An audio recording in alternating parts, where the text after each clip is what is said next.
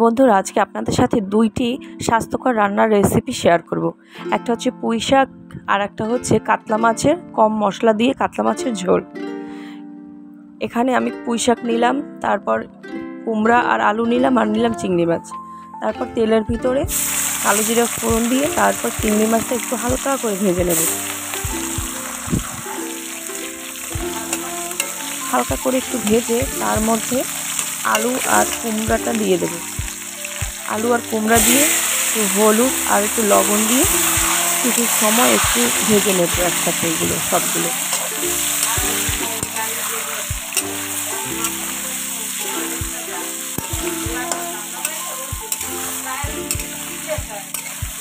হালকা করে ভেজে নেব।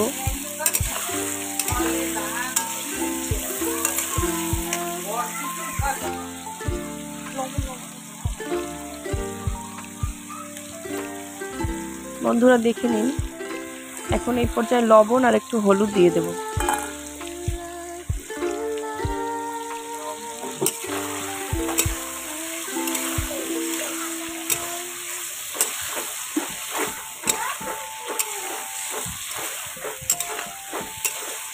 যত সময় হলুদের গন্ধটা না ছেড়ে না যাবে তত সময় কষাবো এটা। তেলের ভিতরে আগে এভাবে সবজিটা কষিয়ে নিলে খেতে খুব ভালো টেস্ট হয়। এখন পুঁই শাকটা দিয়ে দেব।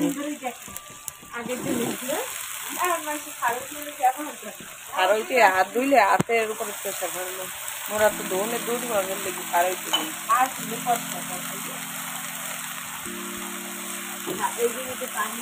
সব পুঁই শাকগুলো দিয়ে তারপর ভালো করে নেড়ে চেড়ে নেব।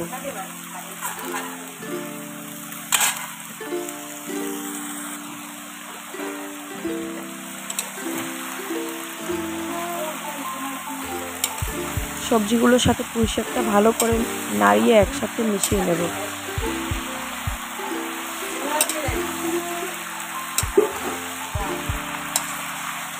ভালো করে মিশিয়ে নেওয়া হয়ে গেছে। এখন একটু অল্প একটু জল দিয়ে দেবো ভালোভাবে সেদ্ধ হওয়ার জন্য। একাংশ না,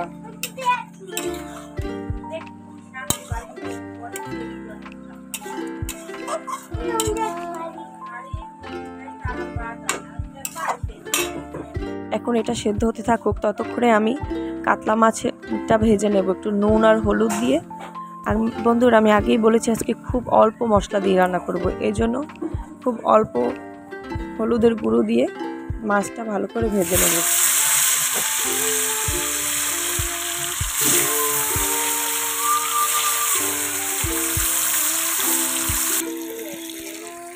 মাছটা ভাজা চড়িয়ে তারপর আমি এদিকে পুঁই শাকটা আর একটু ভালো করে নেড়ে নেব। আমার পুঁই শাক প্রায় হয়ে এসেছে।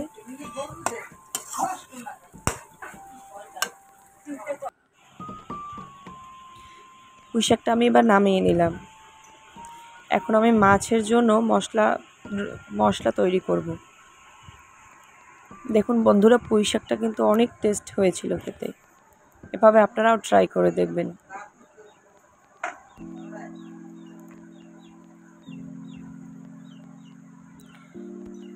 এখন মাছের জন্য আদা আর জিরা বেটে নেব।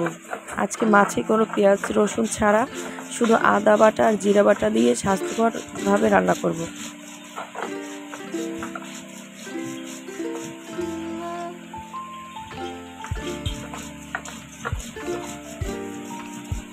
ভালো করে আদা আর জিরাটা বেটে নেব। এখন কড়াইতে তেল দিয়ে আদা আর জিরাটা দিয়ে দিলাম। এখন এর ভিতর দেব টমেটো কুচি।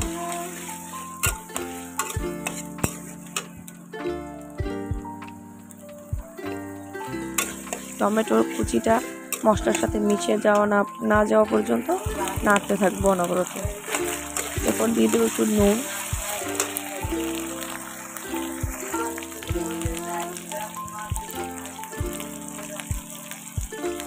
বন্ধুরা, এখন এর মধ্যে অ্যাড করব হলুদের গুঁড়ো, মরিচের গুঁড়ো।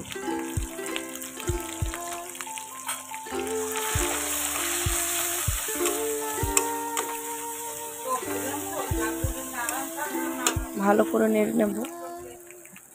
এখন এর মধ্যে একটু জল অ্যাড করে মশলাটা ভালোভাবে কষিয়ে নেব।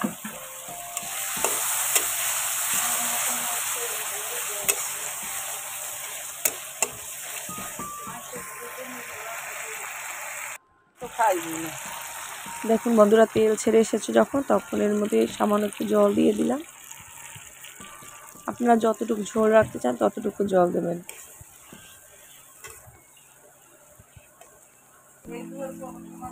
নেড়ে চেড়ে দিয়ে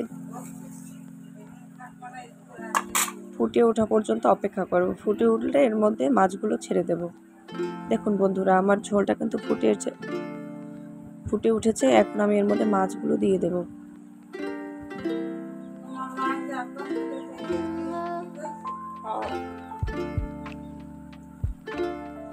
মাছগুলো খুব সামান্য হলুদ দিয়ে ভেজেছি।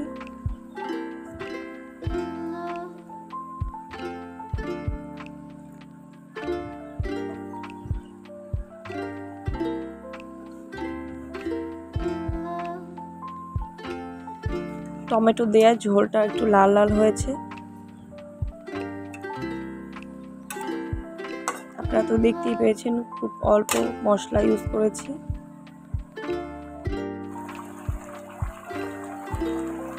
আমার ঝোলটা প্রায় হয়ে এসেছে বন্ধুরা। একটু হালকা করে নেড়ে চেড়ে যাব, যেন মাছগুলো ভেঙে না যায়। বন্ধুরা, আমার মাছের ঝোলটা প্রায় হয়ে এসেছে। এখন এর মধ্যে একটু ধনেপাতা দিয়ে দেবো ভালো গন্ধ আসার জন্য।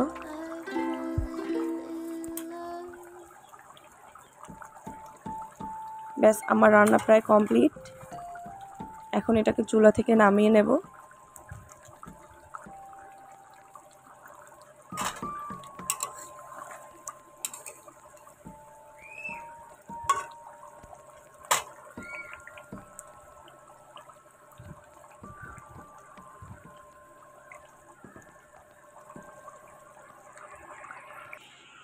ব্যাস, নামিয়ে নিলাম আমার আজকের রান্না কাতলা মাছের স্বাস্থ্যকর ঝোল। কম তেল মশলা দিয়ে রান্না করে ফেললাম।